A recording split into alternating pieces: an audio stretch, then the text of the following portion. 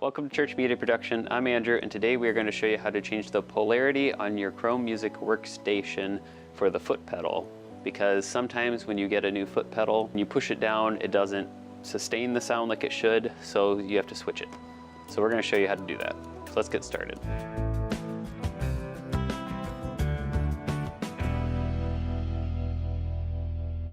So depending on the pedal that you have, if you just bought a new one, you might, when you start playing the piano, you can hear the sustain is staying on even when I'm not pushing the pedal.